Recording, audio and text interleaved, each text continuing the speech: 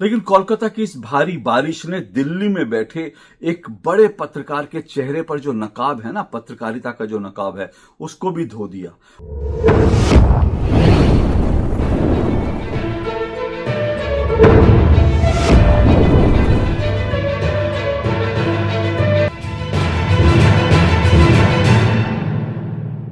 मंगलवार 23 सितंबर को कोलकाता के लोग जब सुबह सोकर उठे तो वो ये देखकर हैरान रह गए कि उनका घर, उनका आस पड़ोस, उनका पूरा का पूरा शहर पानी में डूब गया है। कोलकाता से लेकर हावड़ा तक हर जगह जहां तक नजर जाती थी पानी ही पानी था। ऐसा लग रहा था कि कोलकाता और हावड़ा जो है वो एक नदी बन गया, एक तालाब बन गया जहां पर आप बोटिंग कर सकते हैं। पूरा का पूरा शहर पानी में डूबा हुआ था। ये बताया जा रहा है कि रात को दरअसल मूसलाधार बारिश हुई और उसके कारण जो है पूरा कोलकाता और हावड़ा जो है वो पानी में डूब गया। अब पानी में इतना डूबा कि सड़कों पर यह हालत थी कि कहीं पर 2 फीट तक पानी भरा हुआ था, कहीं जो है 3 फीट तक और कहीं कहीं तो 4 फीट से ज्यादा पानी भरा हुआ था। लोगों का आना जाना मुश्किल हो गया जिस तरह से पानी वहां पर भरा हुआ था।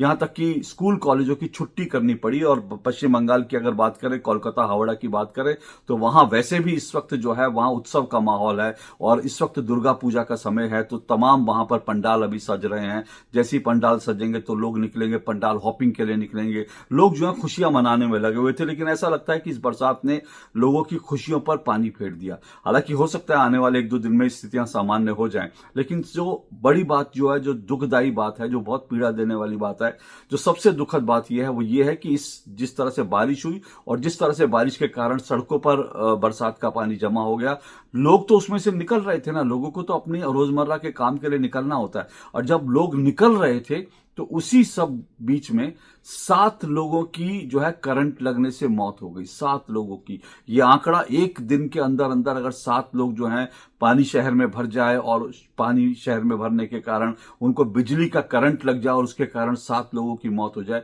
तो ये अपने आप में बहुत बहुत दुखद है।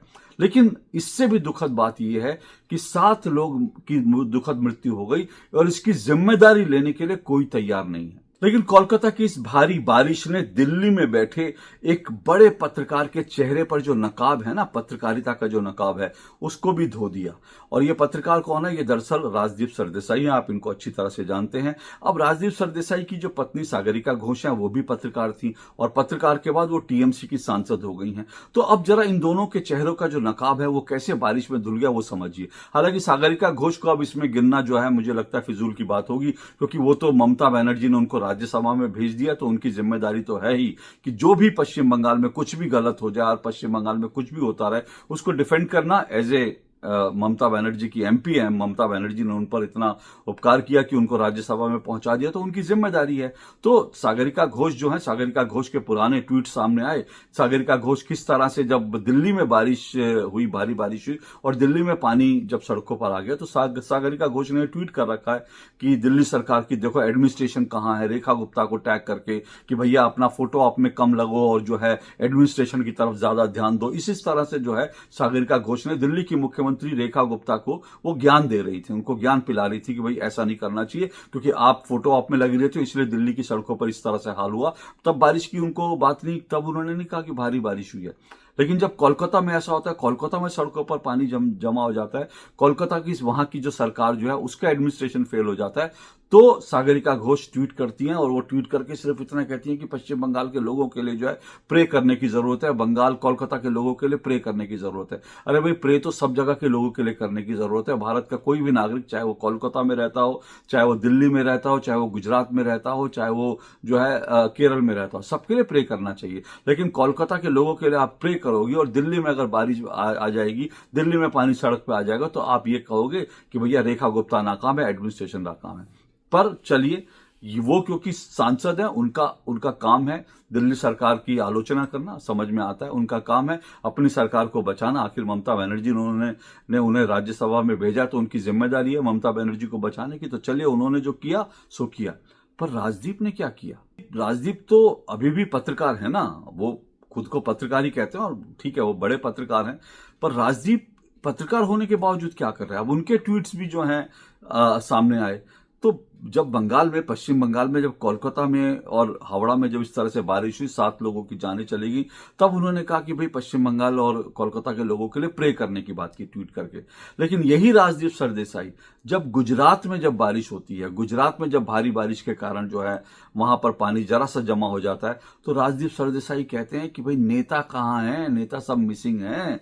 और वो तब मन की बात और सीधा सीधा नरेंद्र मोदी पर निशाना साधते हैं मन की बात का जिक्र करके, और कहते हैं नेता कहाँ है, नेता मिसिंग है। फिर जब गुरुग्राम में जब बारिश होती है और गुरुग्राम में पानी भर जाता है, तो वो सवाल उठाते हैं स्मार्ट सिटी कहाँ है, स्मार्ट सिटी तो डूब रही है। इस तरह की बातें करते हैं। लेकिन जैसे ही बंगाल की बात आती है, कोलकाता की बात आती है, तो फिर वो कहीं पर भी नहीं कहते कि नेता मिसिंग है। तब उनको नहीं लगता नेता मिसिंग है, तब उनको नहीं लगता कि कोलकाता जो है वो सिंकिंग सिटी है, तब कोलकाता के बारे में वो ऐसा नहीं कहते। तो इसलिए मैंने कहा जो बारिश है उसने एक दिल्ली में बैठे पत्रकार का जो नकाब था उसको भी धो दिया। भाई आपको आलोचना सबकी करनी चाहिए, उसमें कोई हर्ज नहीं, पत्रकारों का काम होता है।